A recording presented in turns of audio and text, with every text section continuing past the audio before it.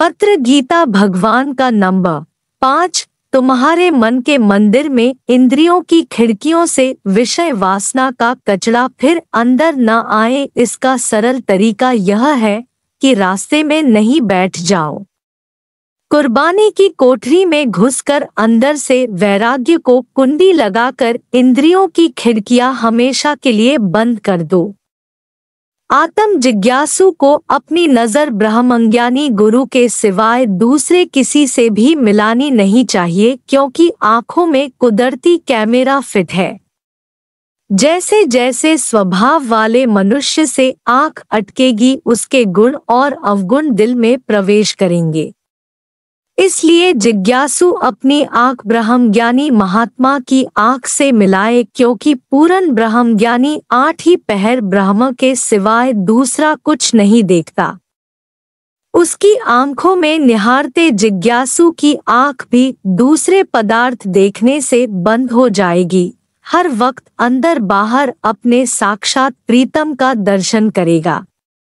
ऐ दिलबर के दर्शन की प्यासी, खबरदार सावधान, कहीं दुनिया के पदार्थों की चाह में दिल ललचा बैठो। जिन्होंने खुदी की गर्दन कटाई, उन्हें महबूब के मिलाप की मेहंदी नसीब हुई। बालक अवस्था में भगवान को पाना सोने गोल्ड के बराबर है।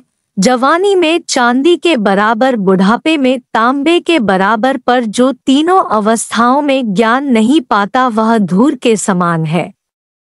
अरे आशिक, उम्र थोड़ी है, सफर लंबा है, इसलिए जल्दी ब्रह्मम की आग में पतंगे की तरह कूद पड़ो तो जगदीश की जोत का जलवा देख सको।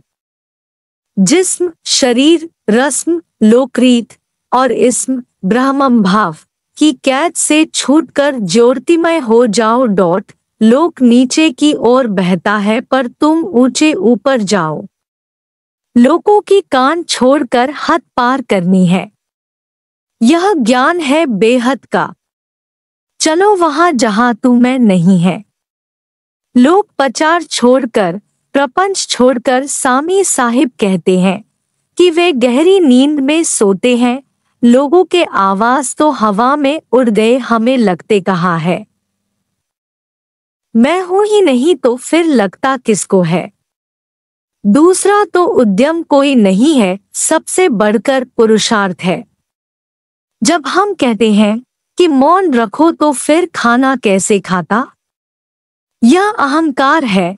यदि आज ही टांगे टूट जाएं तो फिर कोई खिलाएगा या नहीं? बीमारों को कौन बैठकर खिलाता है जबकि वे कुछ भी काम नहीं करते हैं? मैं करता हूं, यही है अहंकार।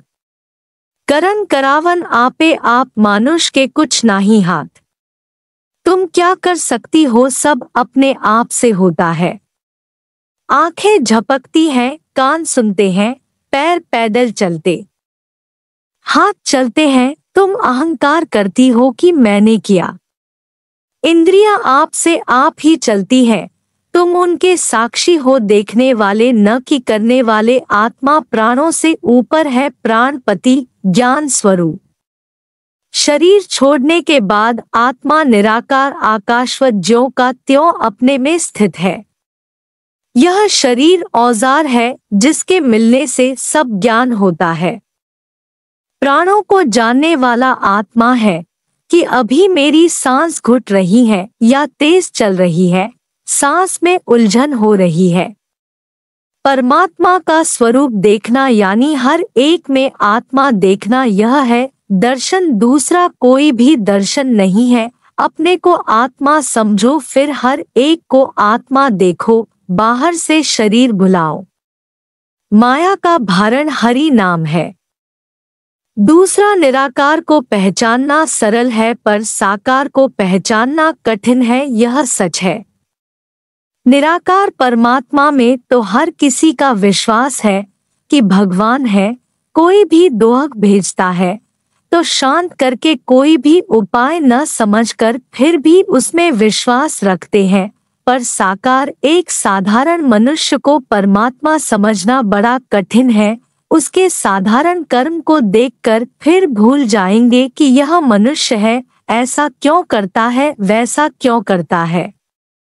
दूसरा, उद्यम और कर्म में यह फर्क है कि कर्म तो हर एक करता है, पर जो अपनी इच्छा से करता है उसको उद्यम कहते हैं। तुम निष्काम होकर कर्म करो तो तुम्हारा कर्म माना नहीं जाएगा।